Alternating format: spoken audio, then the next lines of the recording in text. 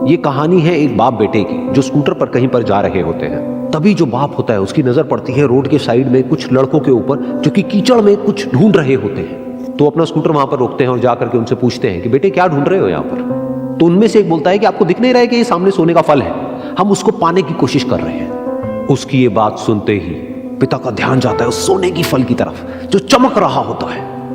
फिर उनके माइंड में कुछ इमेजिनेशंस बनने लग जाती हैं कि काश ये जो फल है ये मेरे बेटे के पास में आ जाए तो ना सिर्फ उसकी बल्कि मेरी भी जिंदगी बदल जाएगी। तो बिना सोचे समझे अपने बेटे को धक्का मार देते हैं उस कीचड़ में और बोलते हैं कि तुझे किसी भी कीमत पर वो फल लेकर के आना है। लेकिन बेटे को वो फल नहीं चाहिए होता है, उसके अपने कुछ और ही सपने होते हैं।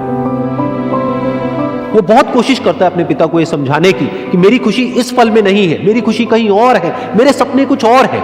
लेकिन उसके पिता उसकी एक नहीं सुनते हैं। वो उसको धक्का मारते हैं उस कीचड़ में और बोलते हैं कि मैं तुझसे पूछ नहीं रहा हूं, तुझे बता रहा हूं कि तुझे वो लेकर के आना है। तो वो बेटा भी अपने बाप के सपने को सच करने के लिए अपनी पूरी जान लगा देता है और पूरी कोशिश करता है कि किसी तरीके से उस सोने का फल उसके हाथ में आ जाए। लेकिन जैसे जैसे वो हाथ पैर मारता है उस फल को पकड़ने के लिए वो और नीचे धंसने लग जाता है और फिर जाकर के उसको समझ आता है कि ये कीचड़ नहीं है, ये दलदल है।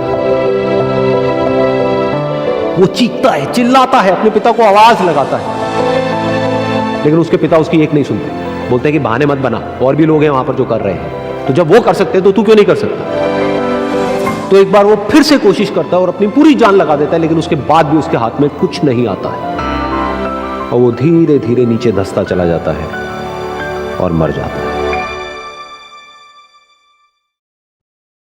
तब जाकर के उसके पिता को एहसास होता है कि उससे कितनी बड़ी गलती हो गई।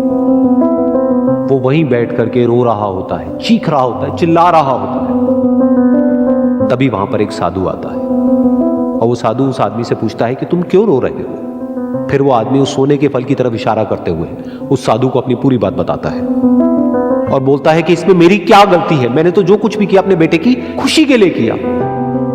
तो वो साधु उस फल को ध्यान से देखता है और उस आदमी को कहता है जिस सोने के फल की वजह से तुमने अपने बेटे को गवा दिया, कम से कम एक बार ध्यान से उसकी तरफ देखा तो होता कि वहां पर कोई फल है भी या नहीं।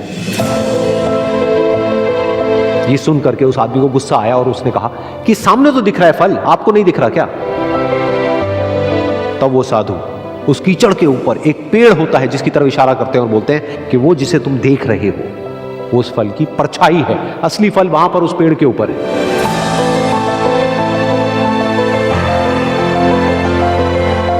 फिर वो साधु उस आदमी को बोला कि अपने बेटे को जबरदस्ती धक्का देने की बजाय और उसको बताने की बजाय कि तेरी खुशी किसमें है, अगर तुमने उससे पूछा होता कि बेटा तू बता तू क्या करना चाहता है और तेरी खुशी किसमें है, तो ना सिर्फ तुम्हारा बेटा जिंदा होता बल्कि हो सकता है कि उसके हाथ में वो असली सोने का फल भी होता।